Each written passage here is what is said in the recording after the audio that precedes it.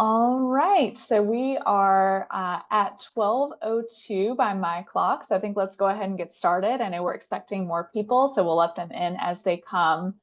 But welcome everyone. I'm Meredith Spence-Folio, the program manager of the Global One Health Academy at NC State. And on behalf of everyone here at the Global One Health Academy, I am excited to welcome you to the Global One Health Leaders Series, or GOHLS for short. I'm going to stop the screen sharing just so we can see each other a little better. Wonderful.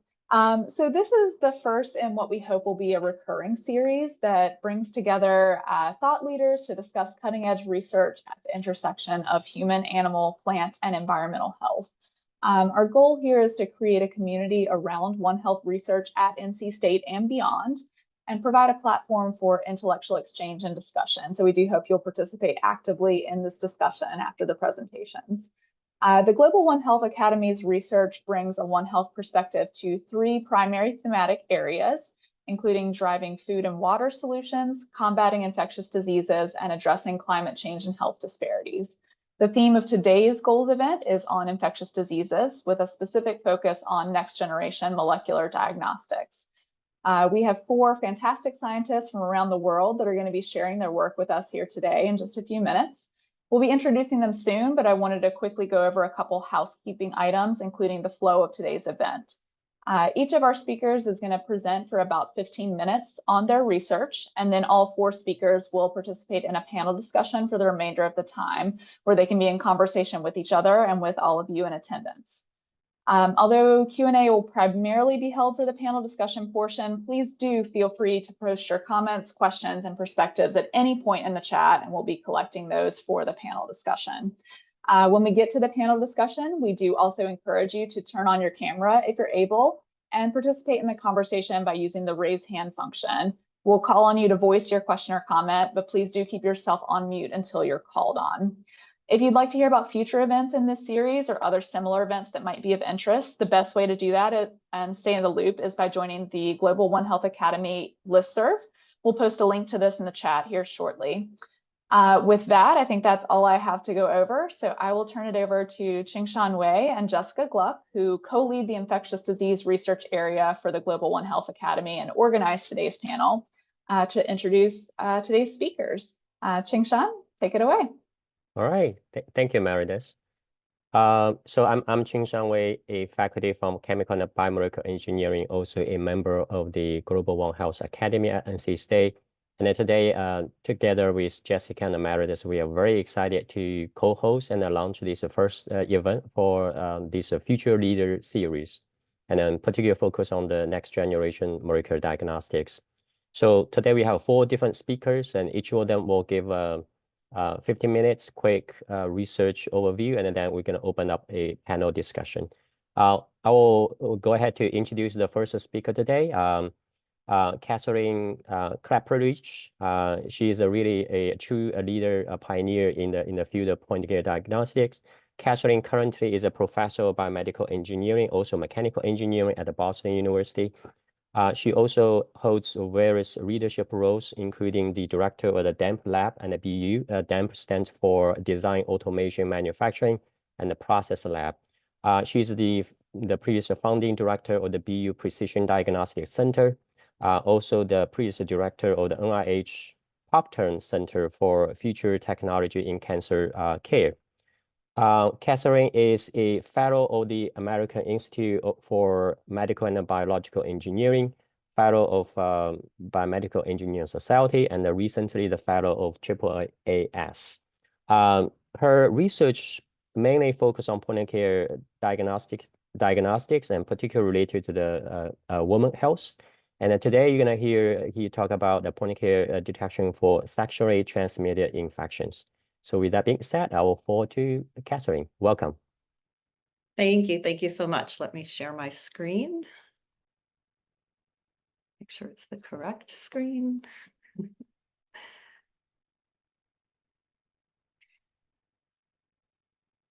Are you seeing the, oh wait, I have to. Are you seeing the correct screen? Yep, Looks good. Looks great. Great, excellent. Thank you so much for having me. I really appreciate it, and welcome to everyone here. I was happy to see that I go first so that I can hopefully help to introduce some of the topics of next generation molecular diagnostics that will help my colleagues on the panel who have really pushed this each in their own way, this area further into what I consider yet another generation of point of care diagnostics using CRISPR and some other advanced enzymatic technologies. So I'll give you a short rundown on motivation for making these kinds of technologies, my motivation, as well as some global motivations, and then talk a little bit about the work that I've done in my lab that has been translated or is being translated now into the field, and then hopefully that will give a nice lead in to the next talks, which will focus on some of the same kind of mechanics around putting together these devices, but in much different and in some cases really innovative ways. So on this slide, I have my website where you can go look at some of the recent things that we're doing. During COVID, we spent a lot of time doing the opposite of point of care diagnostics, large scale, high throughput diagnostics for COVID, specifically 2.5 million tests at Boston University in a robotic lab. And you can find that information there. More on the robotics is also available at the damplab.org website. So my motivation, and this is one of many, really started when I learned about the disparities in cervical cancer globally. It's the fourth most common cancer in women worldwide. It kills more than 250,000 women per year, and 87% of those cases are in developing countries where there are limited resources for screening. And the reason why this is important motivator that I'm pulling out is that most STIs, sexually transmitted infections, that we deal with in my lab are curable, and I'll talk about those. But this one in particular is not often thought of as being curable, but folks who have HPV are much more likely to go on to have cervical cancer. And when vaccines are not available, the number of people who suffer from late stage cervical cancer is quite high in many countries where screening is not possible. And how we do screening is through an HPV diagnostic in order to identify people who are most likely to have a virus that will lead them to a cervical cancer diagnostic. And so making these things accessible in clinics that in some cases are not only far-flung, but like this particular clinic in South India, where I went with some colleagues of mine, where people are coming literally for one day or less to have an exam and some tests done. They need to have the result immediately and know whether they're high risk and need to go on for further care. And this shows up in, This shows up in WHO guidelines for cervical cancer screening, where you see this nice flow of, what should you do in your country, given the resources that you have at hand, right? And, I circle this in green because the first thing is saying, we know the HPV diagnostic is the best screen for cervical cancer, but we don't, if you don't have the money to do it, if it's too expensive to send out that test, which in the US can cost, upwards of $100 or more, you should do it. If you don't, then you should do these other things, which are admittedly not as sensitive or specific. So this is, our motivation alongside of, the other STDs that are curable, right? If you're looking at syphilis or chlamydia or gonorrhea, which I'll mention here and there today, I'll focus mostly on the technology platform, but these are the kinds of diseases that we're trying to have impact on. And that is because if you do test positive for chlamydia, gonorrhea, and this can be brought to a prenatal clinic or brought even into the home, those things can, you can head off at the pass a lot of really bad health outcomes, and some of those are listed on the bottom of the slide here. Stillbirths, miscarriages, low birth weight, etc. And so, these have huge impacts on women's health. Just one example here is a paper that came out way back in 2009. And what these folks did was they basically did a cost-benefit analysis showing that, if in the US, we get screened every 3 years for HPV if you're going to see someone who, a provider that's using the standard of care. But this study was saying, even if you screen a woman once in her lifetime and you're doing it, in a very critical time period, between the ages of 35 and 50, you can have a huge impact on lives saved simply by doing that. So not only are these tests and screenings important, but they also, even if they're not done on a rigorous, annual schedule, they can still have a major impact on lives saved.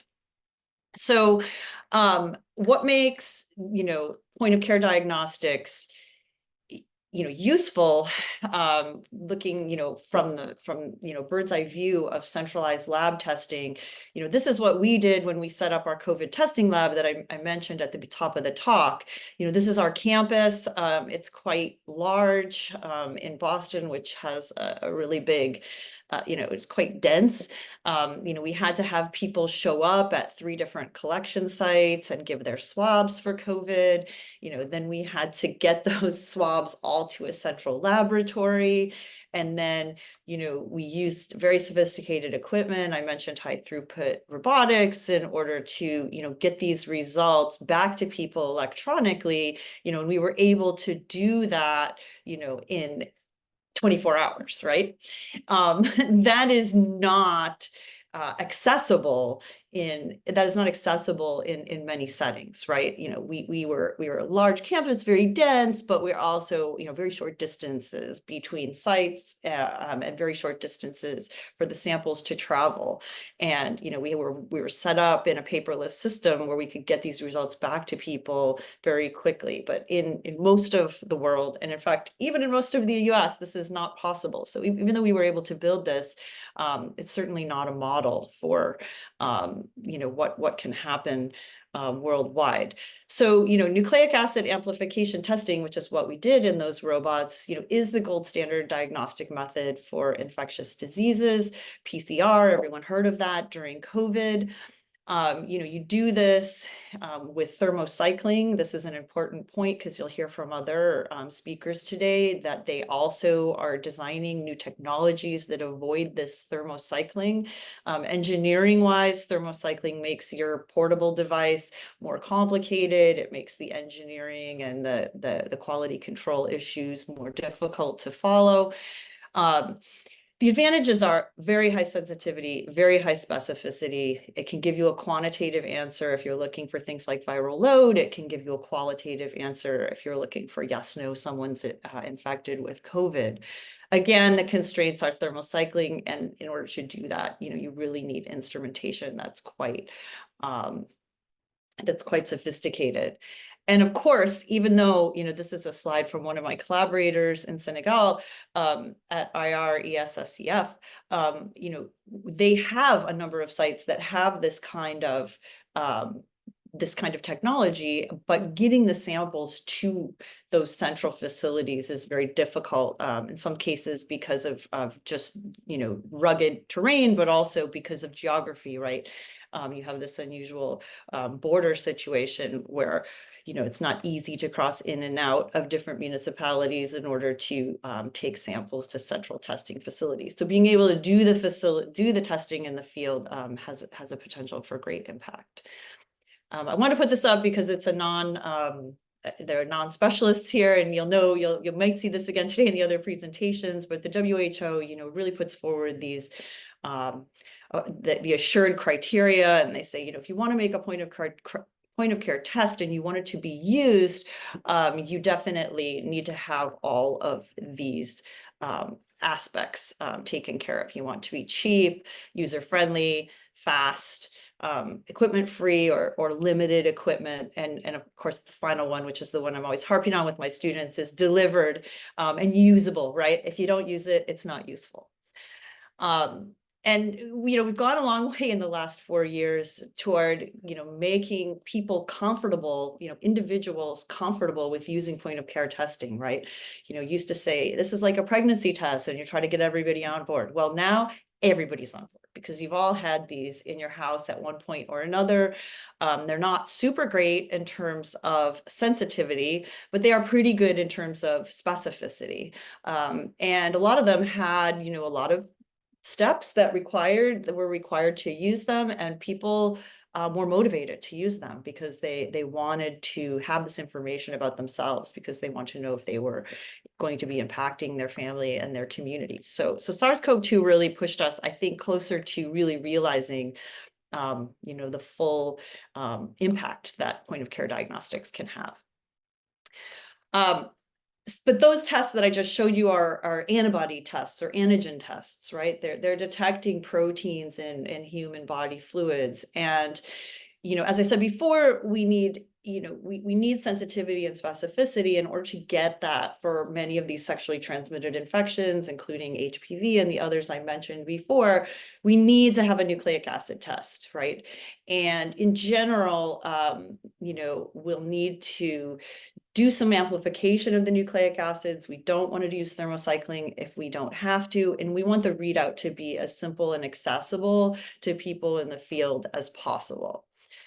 So the components of a portable molecular nucleic acid diagnostic test are going to be roughly the same. You'll see some variations in the other talks, but you'll want to collect the sample from the person. For COVID, that's a swab in your nose. For sexually transmitted infections, interestingly, it's also a swab. And there's a lot of data out there showing that self-swabbing for chlamydia, gonorrhea, and even HPV now are acceptable swabbing for women. For men, it's a little bit more difficult to have a self-swab, but there are there are studies showing that there are some STIs that can be self-swabbed. You need to isolate the nucleic acids if you're going to do a DNA or an RNA test. Usually there aren't enough nucleic acids there to detect by eye or easily without amplifying them, without making more. That's the enzymatic step that we're talking about. And then finally, you want to have a readout that is intuitive to people. And I'll talk about a lateral flow readout, and I'm sure you'll see some other readouts in the other talks. And also you'll probably notice in the other talks that in some cases, amplification is happening of the nucleic acids, but also can happen, you can also amplify the signal, right? Once you have detected the nucleic acids. And that may well be a more specific way of detection. So in our work, just quickly, we've spent some time learning how to isolate nucleic acids on paper substrates. This made our lives a lot simpler than they previously had been working in microfluidic systems. Without going into too much detail here, the papers are on the slides. Natalia Rodriguez, who's now a professor in public health at Purdue, did this for influenza and then subsequently for HPV, showing that if you take a swab and you use this paper-based extraction kit, that you can get results as good as a QIAGEN kit for isolating RNA or DNA, depending on what your target is. Amplifying these nucleic acids, once we have them, we're taking the approach of isolating and then subsequently amplifying. There are a number of different isothermal amplification techniques out there. These all represent enzymes that replicate DNA or RNA using one temperature instead of thermocycling, HPA, RPA, LAMP. ISO-IMRS is one that we developed in my laboratory for malaria, chlamydia, and gonorrhea. Again, thermal cycling, expensive, difficult, makes your life difficult. Isothermal is a way you can just turn on one temperature for a fixed amount of time, wait, and then look for your signal. How do you get that heat? Engineering wise, you can use a resistive heating element. We've done crazy stuff in my lab, like using toe warmers that you put in your shoe during skiing, which is just an exothermal reaction that you can hold steady using some styrofoam cups. And then body heat, there's even people who are putting these little devices, under their arm to get a constant temperature to get that enzymatic reaction going. Of course, it's not stable engineering wise, but you can see, there are a number of different ways you can do this. And we've shown, this is just some data from chlamydia, that not only can we do the extraction on the paper, but we can also do that isothermal amplification in situ on the piece of paper. And this data is from my another graduate student, Jackie Linus, who also happens to be at Purdue, continuing this work looking at portable HIV diagnostics now. Of course, you want this readout to be intuitive. And so our visible readout, we want it to be like a pregnancy test or like a COVID test. And how we do that is instead of tagging proteins with a visible tag, when we're amplifying those nucleic acids, what we're doing is we're tagging the amplicons that we make, right? So we're tagging them with a molecule like biotin in this case that we can then grab with a gold nanoparticle that's coated in streptavidin, which is a nice binding reaction.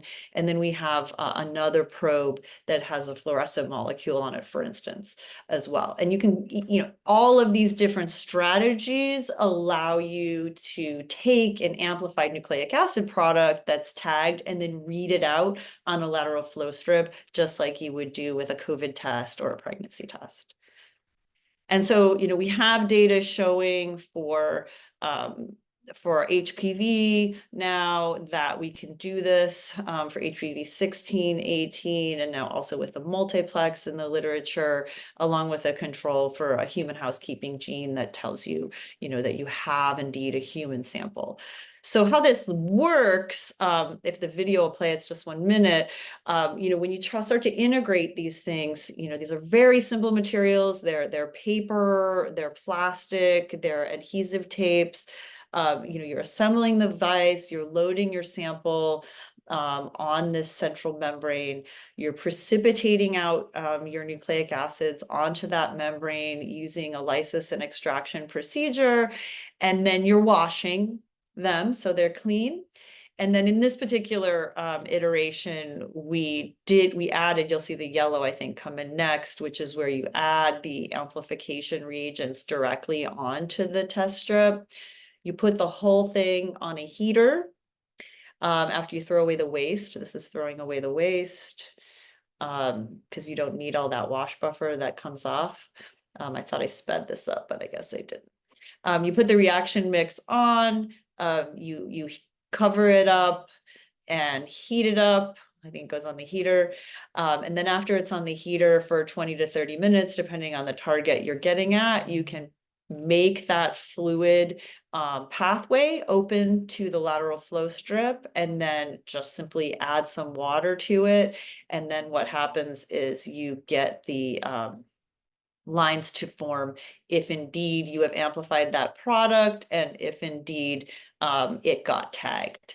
So looks nice, looks like a lateral flow strip, and that's what's going on there. So to finish up, I just want to say quickly that, we've been working with folks to simply do the first part of that. So people in global health are saying, I'm not really interested in your amplification technology, but I would love to get your sample prep part happening in the field. We've done that. I'm out of time, so I won't go into it in detail, but suffice it to say, it's just whole blood, extracting nucleic acids the same way as on the integrated device, and then you just take out those nucleic acids that are sitting there on that membrane. You can throw it into a Ziploc bag along with a silicon dioxide desiccant, and you can send that wherever it needs to go next, and you put it into a tube and it happily amplifies. This is data for HIV RNA showing that it can travel, and my student Nikunja Kaluri did that. So that's all I have today. These are the people who did the work, and I'm happy to answer questions now or during the panel. That's a fantastic talk and then the demonstration of the system. So in order to stick with the schedule, probably will save all the question to the panel section. And then I'll move to the next speaker, Dr. Changchun Liu. I'll start a very quick introduction. So Dr. Changchun Liu currently is a professor in the biomedical engineering department at the University of the Connecticut Health Center. Before this position, he spent a few years at the UPenn working at various different positions from postdoc scholar to all the way to the research associate professor.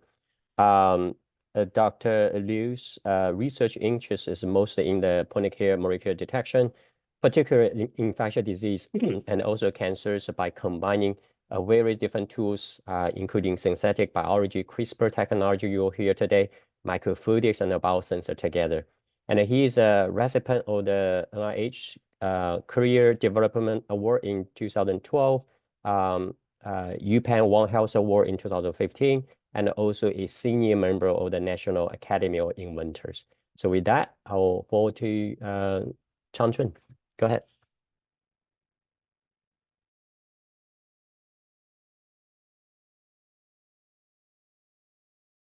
Sorry, so I think I mute myself. So can you hear me now? Yes. Okay. So thank you so much for having me here. So I am Changchun Liu, a faculty of in the biomedical engineering department at the GOHLS. So here I will talk about the CRISPR point microfluidic biosensing system for next generation molecular diagnostics. So here's the outline for today's talk. So firstly, I will give you a brief introduction of the point of care technology and the CRISPR-based molecular diagnostics. So then I will introduce a few microfluidic device which developed in our lab for infection disease and the cancer diagnostics by combining the CRISPR technology. For instance, so this is the first device I will talk about is instrument-free CRISPR microfluidic diagnostic system. So we use the hand warmer to incubate the microfluidic device for isothermal amplification and the CRISPR detections. So the second device I will talk about is the BioInspect CRISPR biosensor. So with this sensor, we just use the glucose meter to detect the variants like the HIV variants. So without a very expensive detector or equipment. The last one is the CRISPR on the paper device. With this device is developed for the multiple target or gene detections. For instance, we use it for SARS-CoV-2 detection and the HPV gene type detections. So thanks, Catherine, great talk. So it make my presentation much easier. So here is the background for why we are working on this nucleic acid based molecular diagnostics. So the nucleic acid based test is considered one of the most sensitive and specific approach for the pathogen detection because they detect the specific DNA on sequence. So as you know, for the nucleic acid-based test, the PCR technology or RT-PCR technology is considered the gold standard approach for nucleic acid detections. But this technology have some drawback. For instance, it's relying on the expensive PCR machine and the well-trained technicians. So this is not ideal for rapid or for point of care diagnostics. To address this issue, so the isothermal amplification technology was proposed to replace the traditional PCR technology. For instance, loop-mediated isothermal amplification lamp and recombinase polymerase amplification, RPA isothermal amplification. With the isothermal amplification, we can do the nucleic acid amplification at a constant temperature, like 65 degrees or 37 degrees. So it significantly simplifies the the process of the nucleic acid detections. But the single isothermal amplification have some drawback. For instance, there are some false positive signals.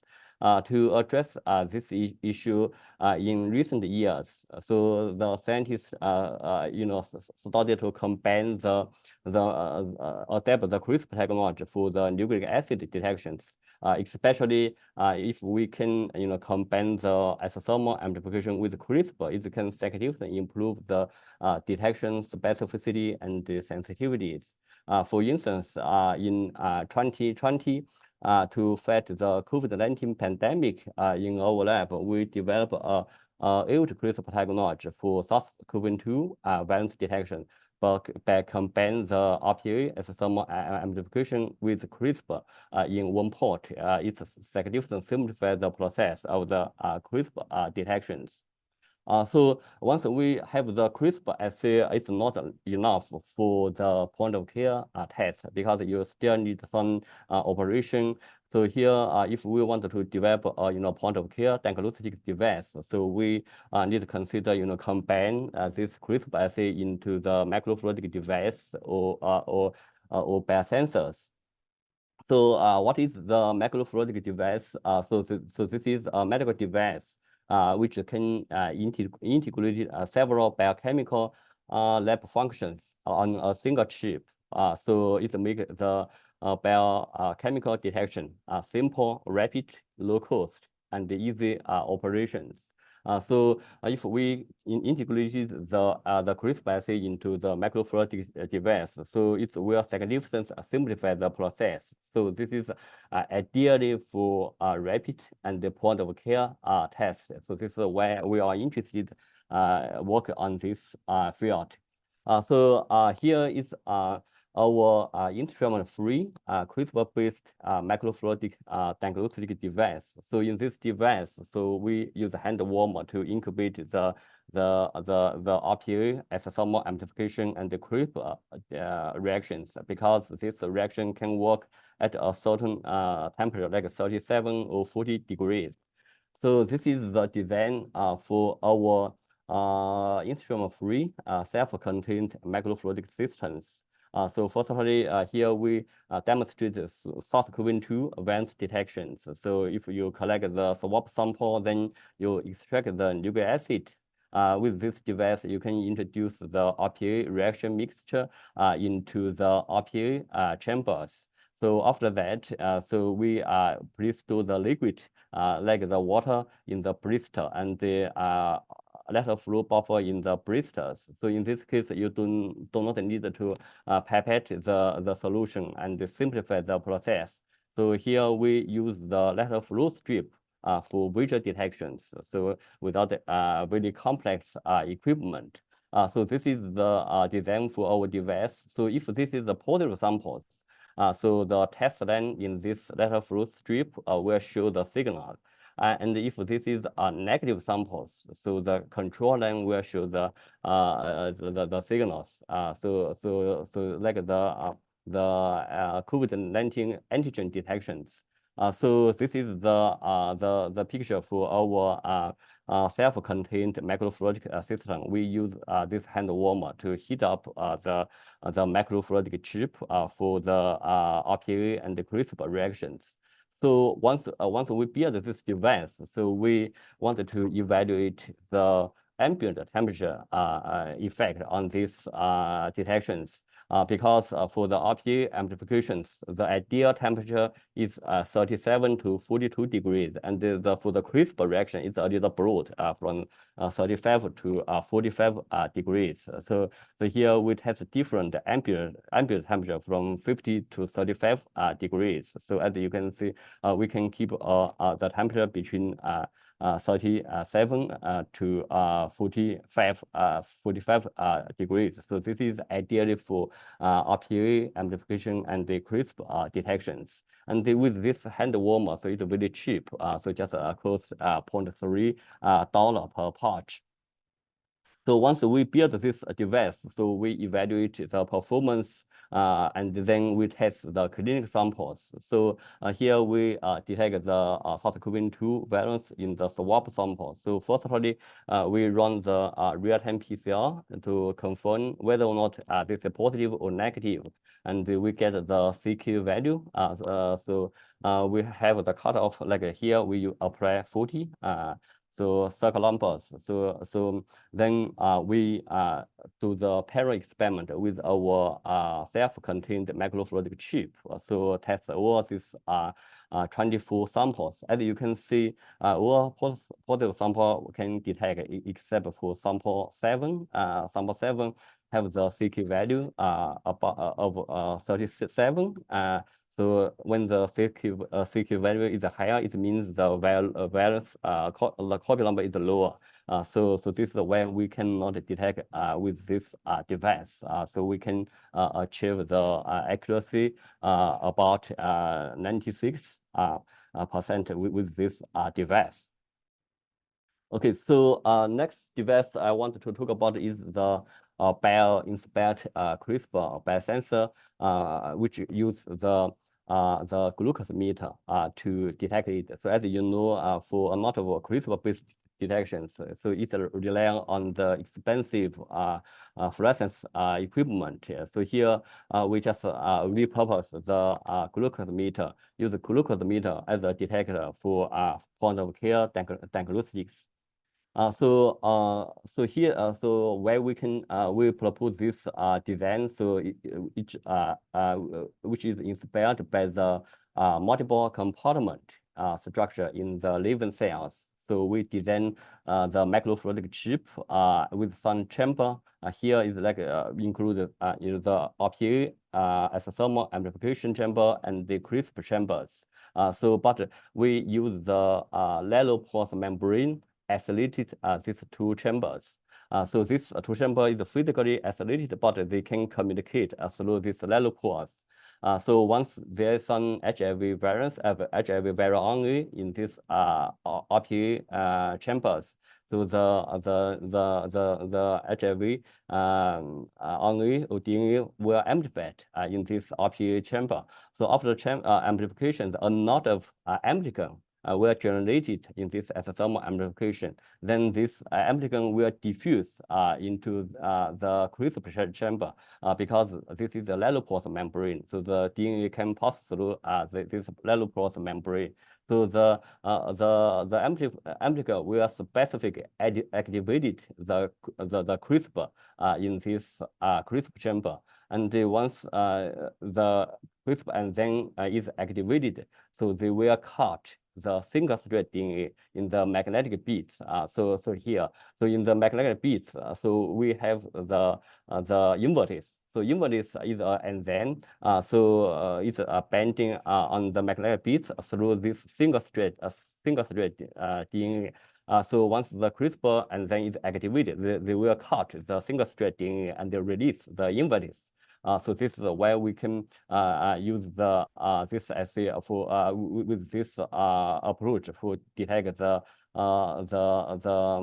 detect the HIV virus by this glucose meter. So here we have the catalytic chamber. For this catalytic chamber, we have pre-stored sucrose. The sucrose will convert to the glucose if there are some invertase exists. So here we have the CRISPR chamber. So once the CRISPR reaction is done, so we just press this blister, move the CRISPR solution into the catalytic chamber. In this chamber, there is some glucose. So sucrose will convert to glucose if there are some HIV-only reactions. So this is why we use this glucose meter to detect the HIV variants. So the higher the HIV variants, the signal of the glucose level should be higher. So with this assay, we can do the semi-quantitative detections. So here we just optimize the lalopore membrane for our assay. So firstly, we test whether or not the RPA reaction solution interfere the glucose test. So as you can see, if we increase the RPA reaction solutions, the glucose meter test result will drop down significantly. This means the RPA reaction buffer can inhibit the glucose meter detections. So this is the reason why we have the lalopore membrane isolate these two reaction buffers.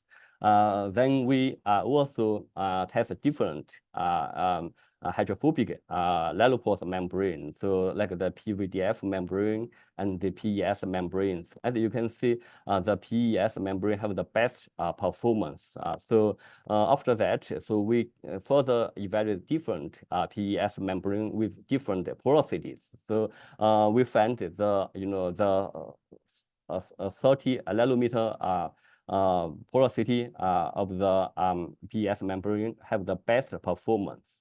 So here we use the 30 nanometer PES membrane to develop our bio-inspired biosensors.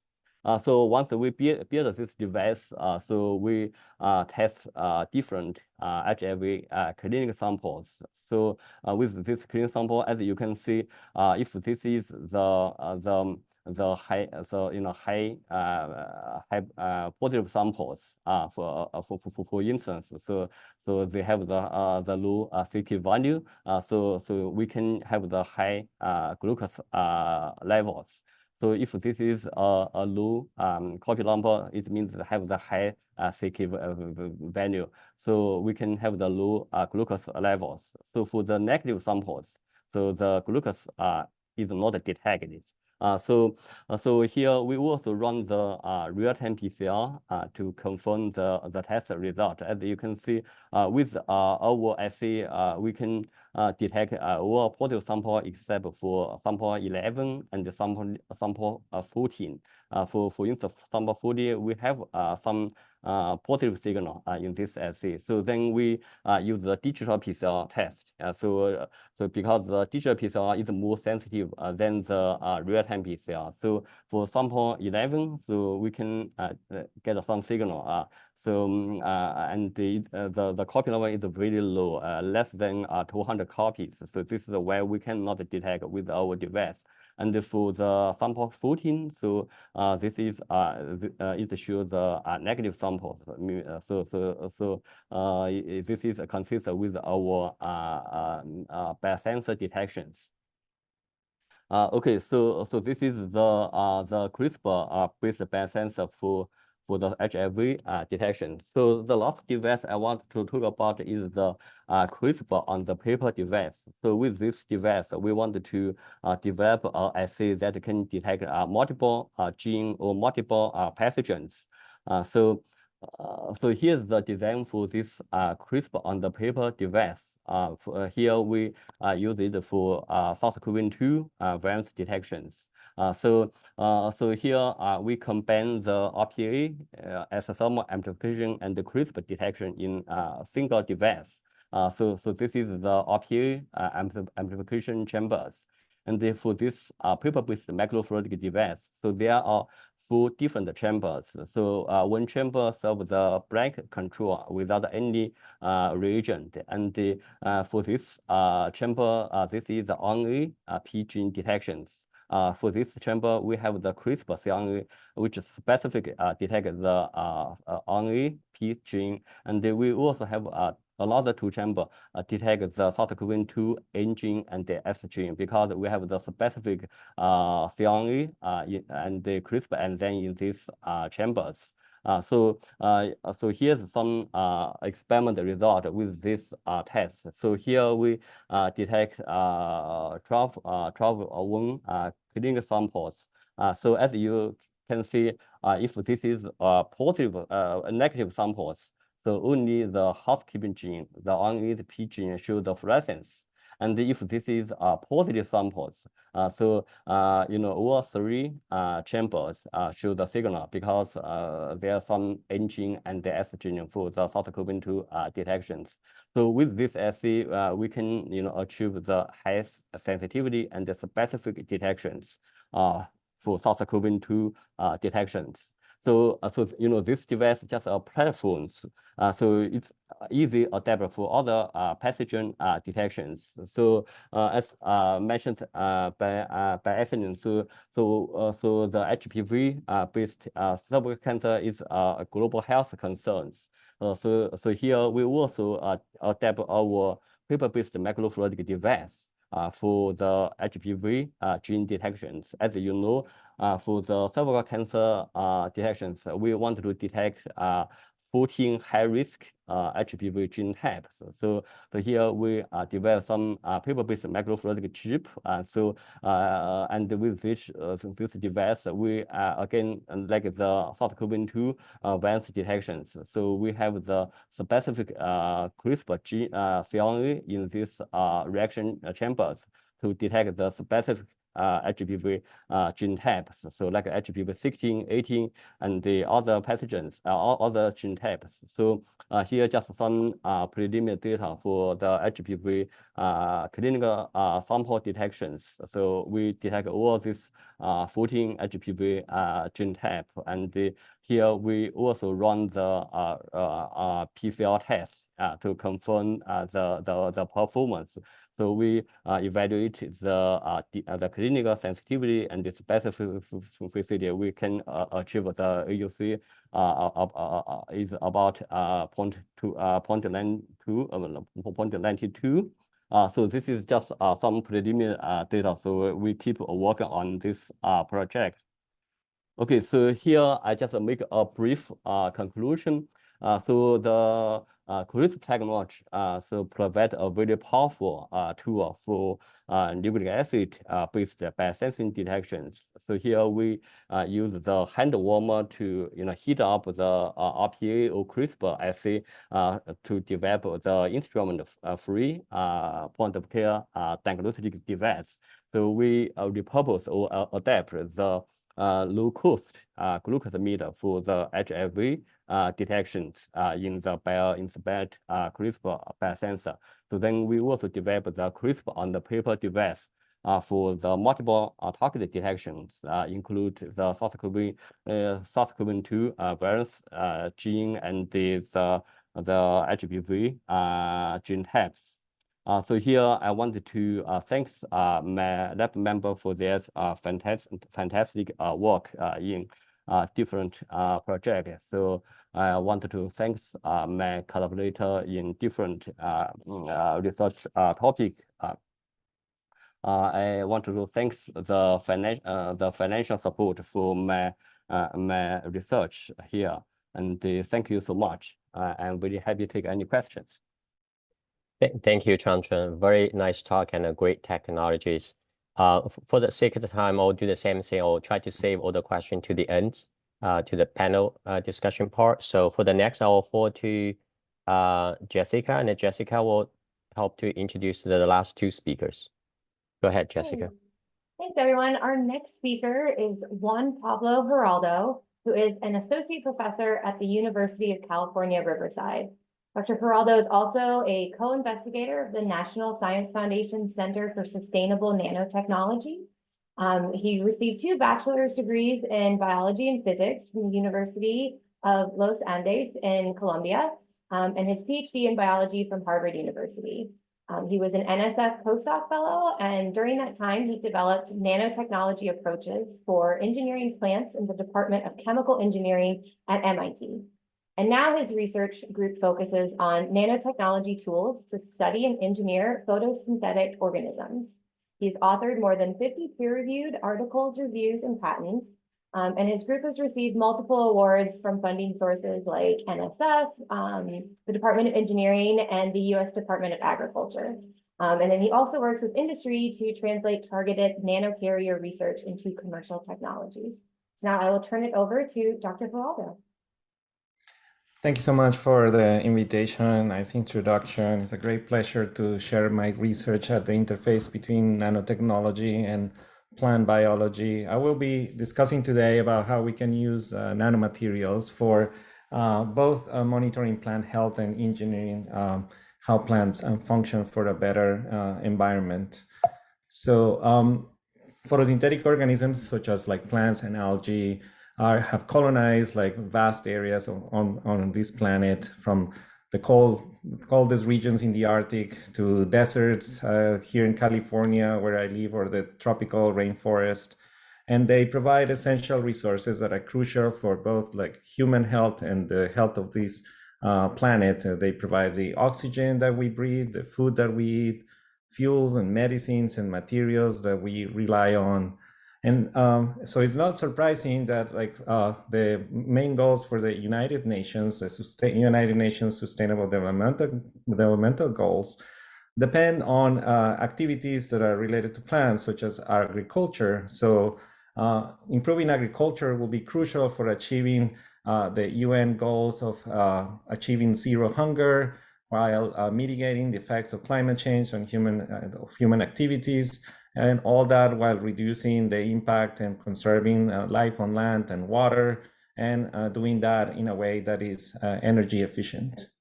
So it is expected that we are going to need to increase food production between 35 to 60% by the year 2050 relative to 2020 levels, due to a growing human population that demands more food and better quality of food. And this is going to obviously pose serious impact on our natural resources like forests, groundwater, land use, and consequently increases in energy and emission of greenhouse gases.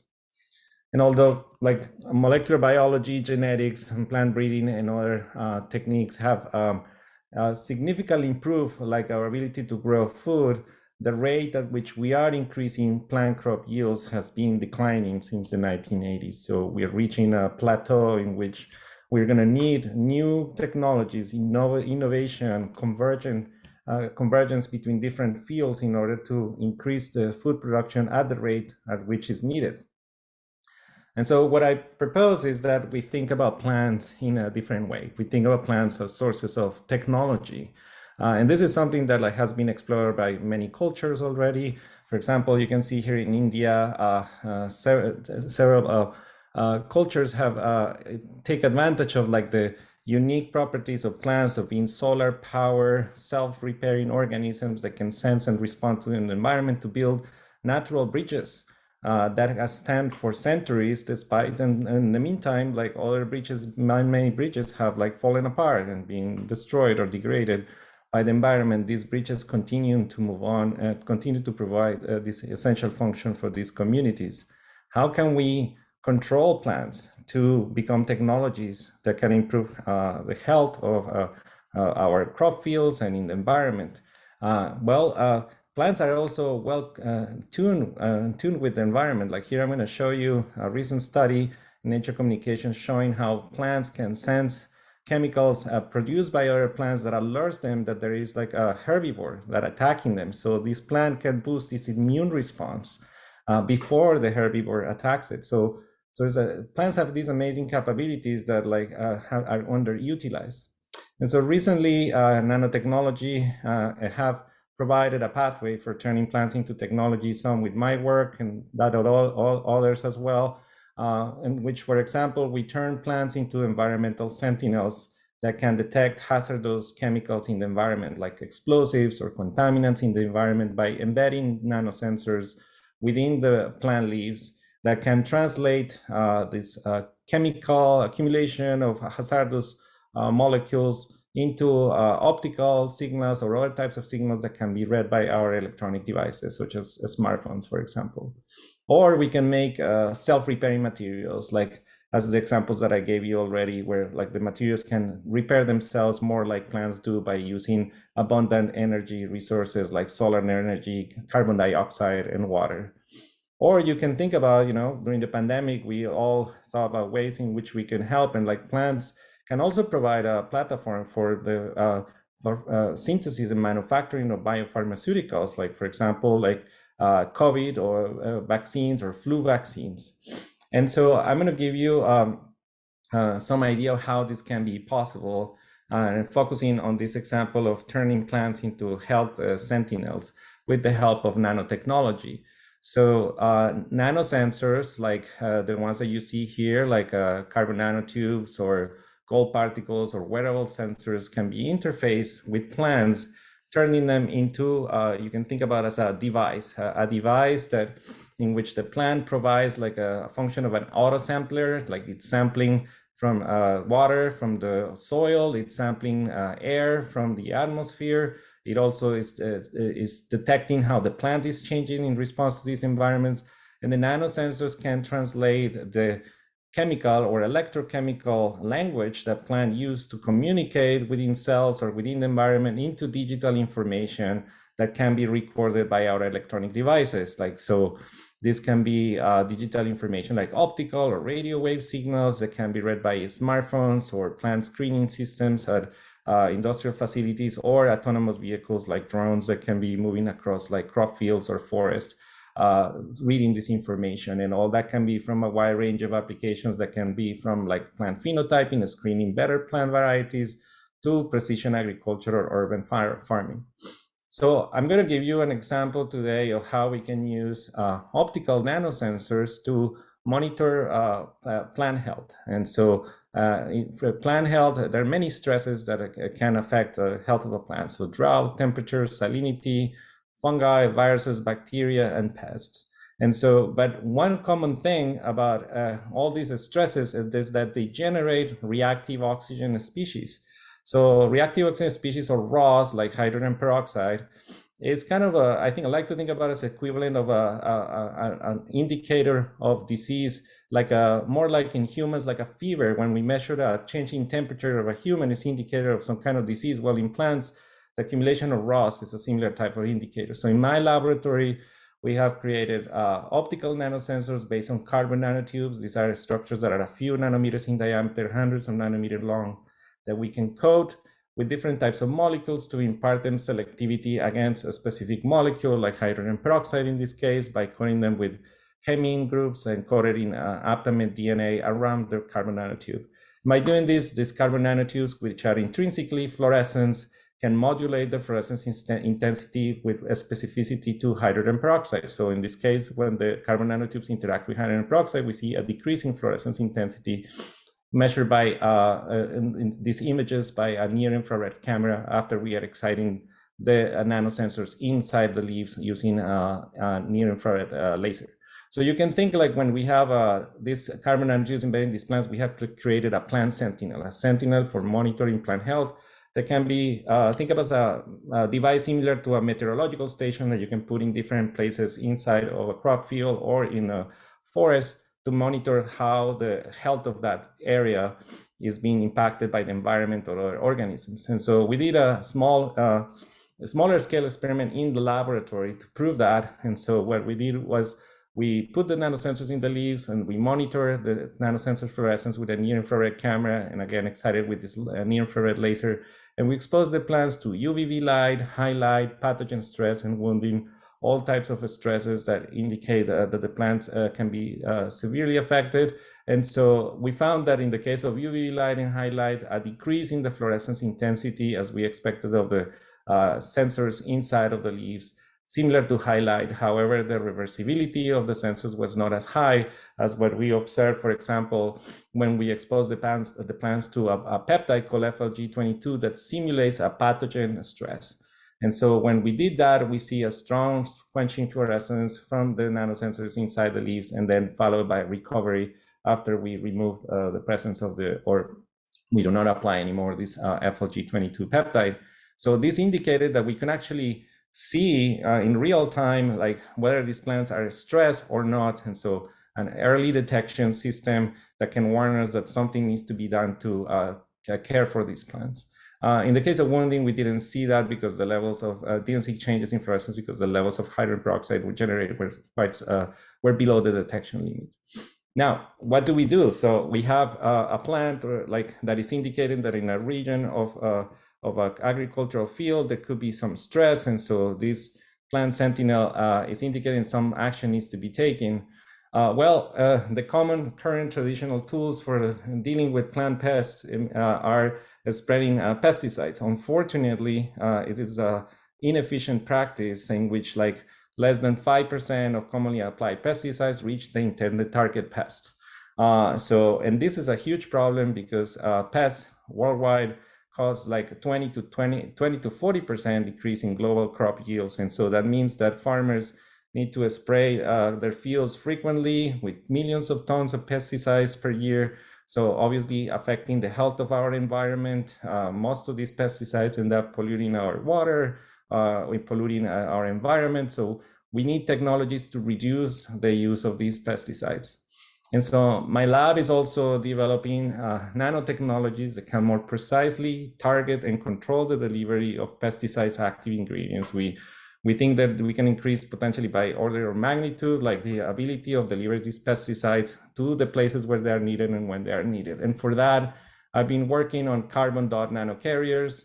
These carbon dot nanocarriers, despite their name, they can make the carbon, hydrogen, nitrogen, oxygen. They are made from like animal and plant derivatives, like precursors that could be very abundant, cheap, and scalable. This process is very straightforward and simple, like for synthesizing these carbon dots. And we can make them with different types of surface chemistries, which allows us to bind the different chemical cargoes. And because they are intrinsically fluorescent, you can trace them within the plants and potentially in the environment as well, and know where these nanocarriers are deliver their cargo. So it's not surprising that in the biomedical field, these carbon dot nanocarriers have been already demonstrated to have benefits in bioimaging, drug delivery, in therapy, for medical applications, and in energy applications in solar cells, batteries, and catalysts. And perhaps some of you know that the Nobel Prize in Chemistry this past year was given to the scientists who discover and develop like synthesis of quantum dots. And this is a type of quantum dot, a carbon dot, quantum dot. And so my lab is trying to use these technologies to translate it to agricultural applications. So we have developed carbon dots that we coat with molecular baskets called beta-cyclodextrins that are also used in the medical field and also for applications in agriculture, in which we can load a wide range of chemical cargoes. These chemical cargoes can be active ingredients, for example, of pesticides. And we have pioneered ways to coat these nanocarriers with biorecognition molecules that specifically bind them to transporters into the targets that we want. So for example, organelles like chloroplasts or vascular systems like the phloem. And because we know we're elucidating rules of how the properties of these nanoparticles should be to cross multiple barriers in plant cells, such as the cell wall, the cell membrane, and organelle membranes, we can achieve like a high efficacy in delivering these active ingredients. And so we're currently investigating this with colleagues in my field and understanding what are the properties that these nanocarriers should have in order to target the delivery of these pesticides active ingredients. And I'm not going to have time to go over the numerous studies and papers and patents that I have done based on this technology for targeted delivery of active ingredients, but I can point out to you here some of those publications and patents and that you can take a look at. But like now with these carbon dot nanocarriers, we have demonstrated that we can target the chemical cargo delivery to plant chloroplasts. We have and also to the plant vasculature, particularly to the phloem, which is a host of several plant diseases that are devastating like crop fields. We also have shown that we can extend these nanocarriers not only to target like tissues and organelles in plants, but also plant fungal pathogens and other insect pests, increasing the efficacy of the active ingredient. And this work started as a collaboration, as a more fundamental research project funded by NSF, and now is in collaboration with BASF, which are helping us to translate these technologies into more commercial applications. And so with that, I just want to conclude with a few take-home messages. So I have only discussed examples of how optical nanosensors enable monitor plant health in real time, but there are many other nanotechnology platforms out there One, for example, Changchun Liu, who's here organizing this meeting, like has pioneered the development of wearable sensors on plants for also monitoring plant function. So in this review, yeah, you can see like all kinds of applications of nanosensor technology that can turn them into solar power, self-repairing health and environmental monitoring technologies. And we are also showing that with the help of nanotechnology, we can more precisely target the delivery of chemical cargoes present in agrochemicals that are currently delivered with very low efficiency. And because we synthesize these nanocarriers in the lab and we are understanding the rules of like how to make them to deliver them into specific compartments in plants, we think that this technology can be more species independent, in which like it can work and be translated into multiple and diverse plant species, which is something important in order to be able to move faster to supply the demand for like food and materials that people need from plants, in this planet.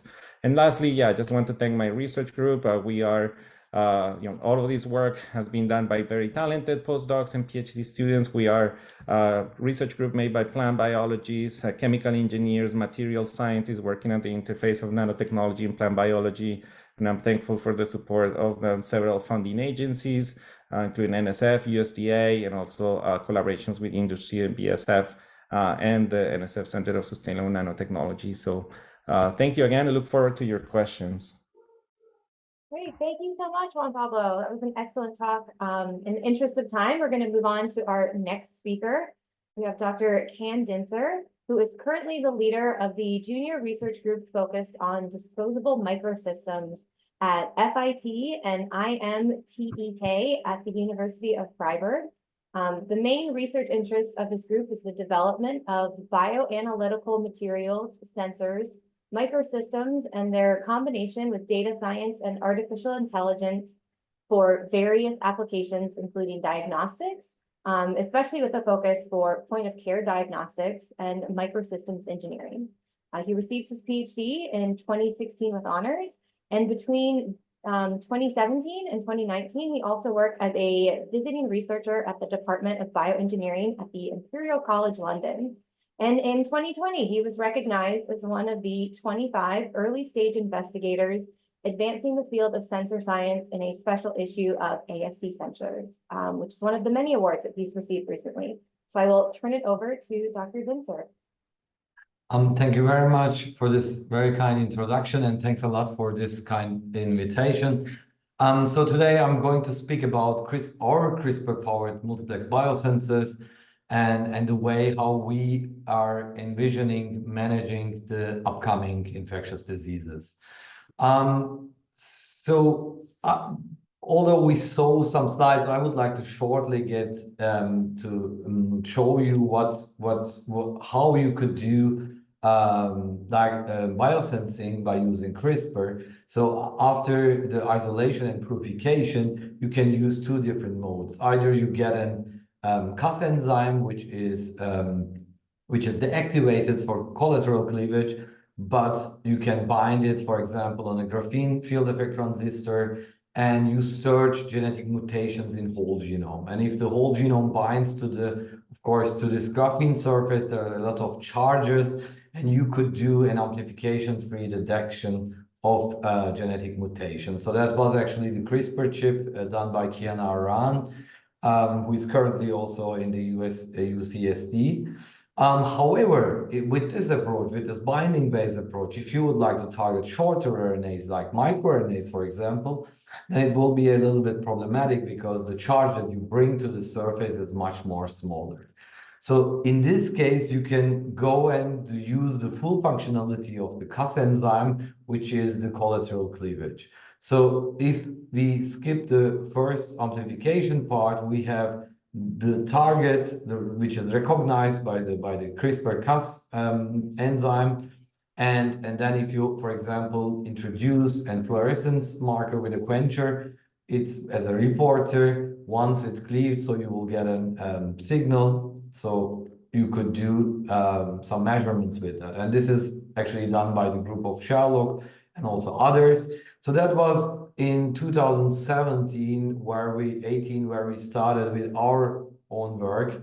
And So, but maybe before going in more detail, nowadays we are living in a booming area. Now it's kind of again saturating. However, due to the Nobel Prize a couple of years ago, and then there were a lot of works are coming out, and this is not only because it was fashion at that time, but also CRISPR offers great possibilities. One of them is, as you can see on this slide, is there are lots of different enzymes that you can apply. For example, Cas12 and Cas14 you can use for DNA measurements, or and for Cas13 you can use it for directly measuring RNAs, which is also our main enzyme which we are dealing with.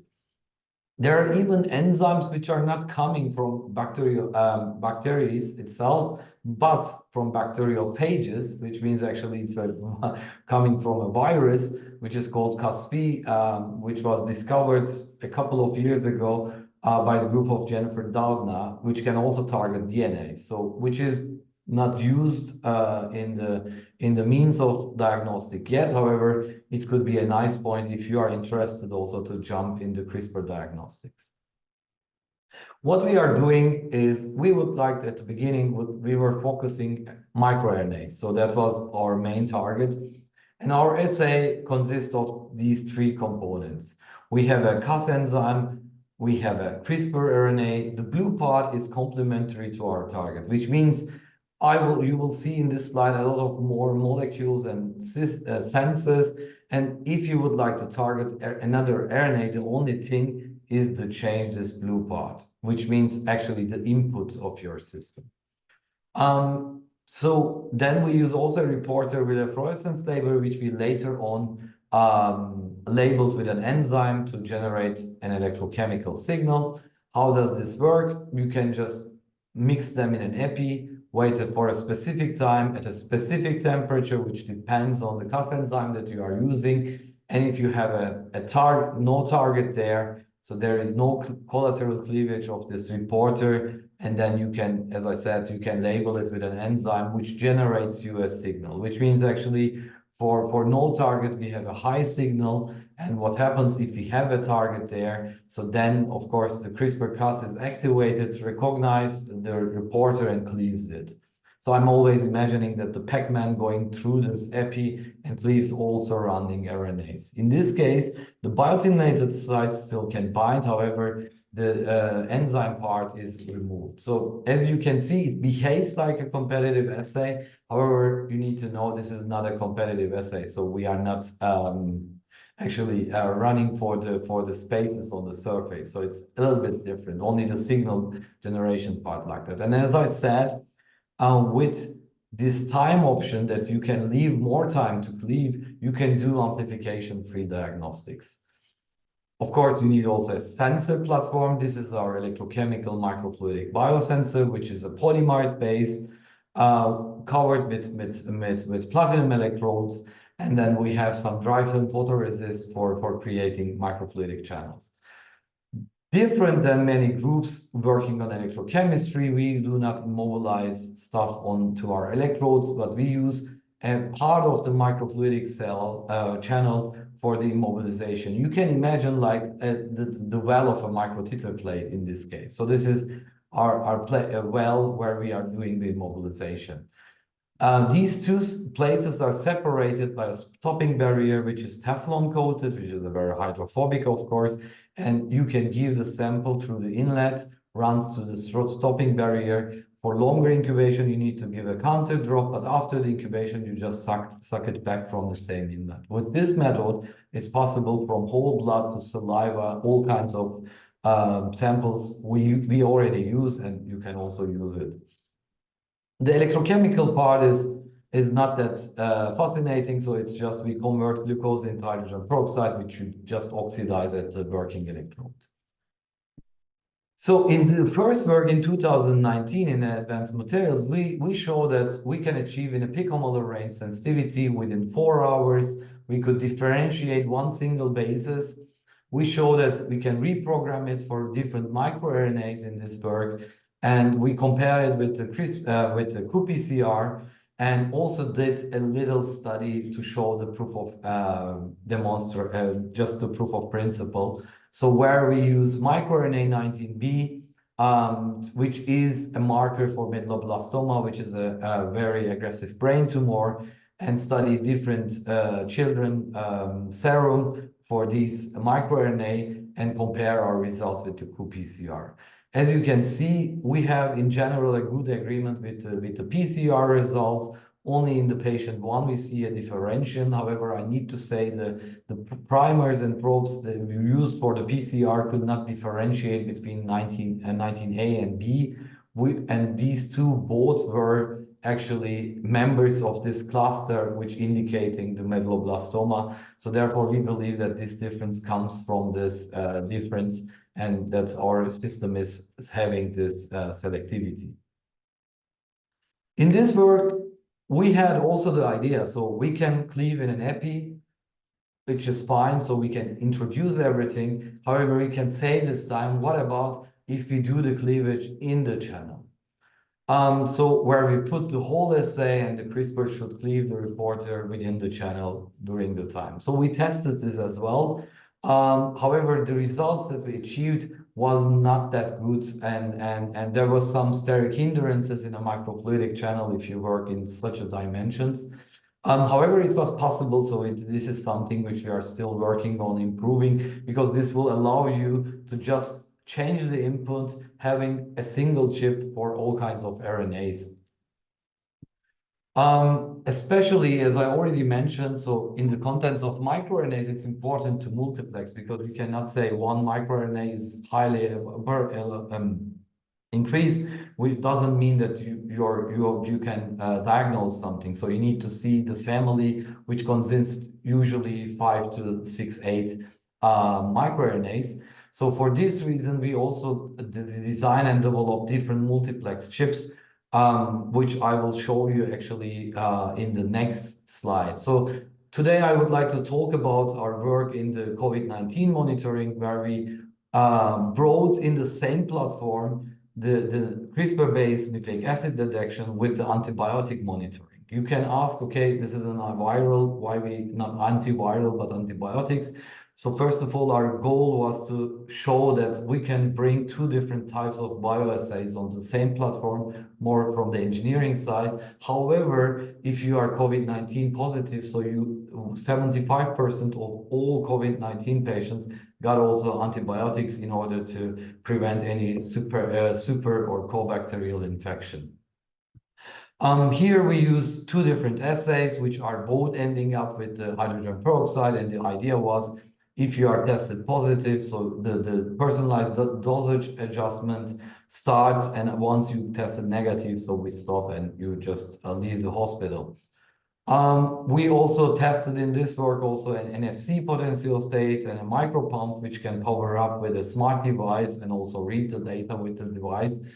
But in this work, actually, we did something which was much more better. So in the first work, we had a picomolar range sensitivity. In this work, by changing simply the Cas enzyme from the LV Cas13a to LVA, which tend to be more active, we show that we increase already our sensitivity. Then we already know that it likes to cut uracils. So we made a sample reporter only consisting of uracils. And with this, it was possible coming into the femtomolar range. So if you imagine we drop down from picomolar to femtomolar without any target amplification, and the time is reduced from 4 hours to 30 minutes, the whole sample result time. So we did also the calibrations for SARS-CoV-2, E gene and the P gene. These two are, in Germany, the standard. And we also studied the combination, getting the idea from Jennifer Doudna's paper, I think 21, to target the same virus by targeting two different genes. However, I'm not sure about its applicability, and we did not test it on real sample, this part, so I would like to just show you as a possibility, but not, I would stick on the femtomolar ranges, especially also we would like to continue our work in microRNAs, and they are very short, so you cannot do multiple targets out of them. We tested also on the real samples with the help of the university clinic. We have 4-channel tests. The one was positive, which is actually just to show that the chip is working. We have a negative control, which shows that we have a high signal in case we don't have any target with the DRP for the SARS-CoV-1, and also these 2 genes that we calibrated. What you see in these results, despite the femtomolar sensitivity and despite the fact we have actually patients with high viral load, the cleavage is less. What's the reason? Of course, we are working amplification free, which means actually once the target is recognized, it starts to cleave all the reporter. And if you have the reporter is not in a PVS solution like you do in a calibration and a real sample, you have a problem with all kinds of other RNAs which are also going to be cleaved. So this is now actually our work. We are working some separation techniques by using microfluidics to, for example, to introduce first a sample to activate the Cas enzymes and then bringing in the reporter to achieve the same sensitivity in the real sample. So that will be, I think, the one step further. We also showed how you can do COVID-19 based caused pneumonia management by these drug idea. Here the idea was just before you get the drug, it's a competitive assay, and just after it, so the signal drops, and after 4 hours the signal recovers. But as I said, this was mainly to show you that we are capable of putting different enzymes, not only CRISPRs, on the same platform on measure. To summarize, the CRISPR sensor is easily adjustable. If you remember, just the blue part of the cRNA in comparison to qPCR with the specific primers, probes needed. We don't need any reverse transcription. We have currently around 30 minutes with a 5 minutes of cleavage time. We have still hands-on time, so this is something which we are working on to automatize the system. We can multiplex up to 8 analytes. And of course, for those who don't like LODs in femtomol, we are these limit of detections that you saw is about 2,000 to 8,000 copies per microliter. In comparison, of course, with the qPCR, much lower copies. So there are also some air there to go up. As I said, the system is not automated, and this is now the upcoming steps where we are working on further. So if you are interested in CRISPR diagnostic and you said, okay, this is now 5 years ago, it's an old story, so there is some possibilities still to jump in. So definitely you need to work on a point of care. So this is even now the state of the art. However, I believe on the amplification-free detection, which means target amplification-free, because if you combine with a lamp on RPA, in my opinion, you can also use only lamp or RPA as well. So another thing is you need to multiplex. Nowadays, it's important to give this option. And this could be either different nucleic acids, it could be an antibody, or like we did an antibiotic. What you could also do, you can use the amplification properties of CRISPR to detect proteins, for example, an aptamer, which recognizes a protein and triggers or stop triggering a CRISPR reaction could be an option. And finally, of course, a completely new area on the variables. So there, it's not much examples yet. So we have only the mask from MIT by the group of Jim Collins with combining CRISPR with the mask. And there is actually one group in China working with microneedles. But the field is, as you can see, there are lots of areas where you can apply variable sensors. This would be, I think, also one of the next things where you need to look it up. So due to time reasons, I jump the further slides and just go to the acknowledgement. This is my group in Freiburg, so this is our faculty. So there are lots of people who contributed to this work, my PhD students, Midori, Jaran, Nadine, and Johanna. And with this, I would like to thank you for your attention. And my last slide is always like that. I need to take this time for that. So I believe science is about sharing information. Therefore, you can find me and my group in the following social media channels: Let's get connected. And if you are asking yourself what social media got to do with science, I have a talk on YouTube. Maybe I can convince you. Thank you very much. Well, I know we're at the top of the hour, so I want to thank everyone for joining and definitely want to thank our panelists and speakers for their time. This was wonderful and really a great conversation. So thank you all so much for joining. And we join our listserv if you're interested in learning about future events. And we hope to see you at future Global One Health Leader Series talks. Thanks, everyone. Bye. Thank you. Thank you. Right. Bye-bye. Bye-bye. Bye. Bye-bye.